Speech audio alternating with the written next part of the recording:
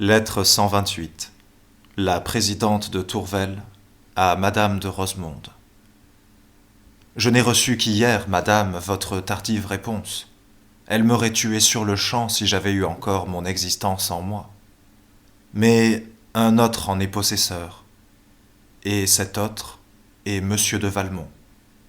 Vous voyez que je ne vous cache rien. Si vous devez ne plus me trouver digne de votre amitié, je crains moins encore de la perdre que de la surprendre. Tout ce que je puis vous dire, c'est que, placé par Monsieur de Valmont entre sa mort ou son bonheur, je me suis décidé pour ce dernier parti. Je ne m'en vante ni ne m'en accuse. Je dis simplement ce qui est. Vous sentirez aisément, d'après cela, quelle impression a dû me faire votre lettre et les vérités sévères qu'elle contient. Ne croyez pas cependant qu'elle ait pu faire naître un regret en moi, ni qu'elle puisse jamais me faire changer de sentiment ni de conduite. Ce n'est pas que je n'ai des moments cruels, mais quand mon cœur est le plus déchiré, quand je crains de ne pouvoir plus supporter mes tourments, je me dis « Valmont est heureux », et tout disparaît devant cette idée, ou plutôt elle change tout en plaisir.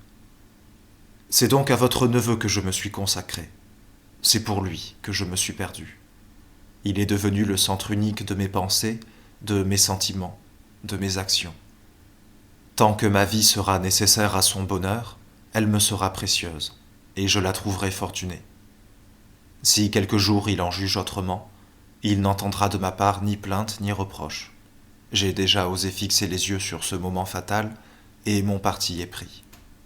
Vous voyez à présent combien peu doit m'affecter la crainte que vous paraissez avoir qu'un jour Monsieur de Valmont ne me perde, car avant de le vouloir, il aura donc cessé de m'aimer. Et que me feront alors de vains reproches que je n'entendrai pas? Seul, il sera mon juge. Comme je n'aurai vécu que pour lui, ce sera en lui que reposera ma mémoire. Et s'il est forcé de reconnaître que je l'aimais, je serai suffisamment justifié. Vous venez, Madame, de lire dans mon cœur. J'ai préféré le malheur de perdre votre estime par ma franchise à celui de m'en rendre indigne par l'avilissement du mensonge. J'ai cru devoir cette entière confiance à vos anciennes bontés pour moi. Ajouter un mot de plus pourrait vous faire soupçonner que j'ai l'orgueil d'y compter encore, quand au contraire je m'en rends justice en cessant d'y prétendre. Je suis, avec respect, Madame, votre très humble et très obéissante servante. De Paris, ce 1er novembre.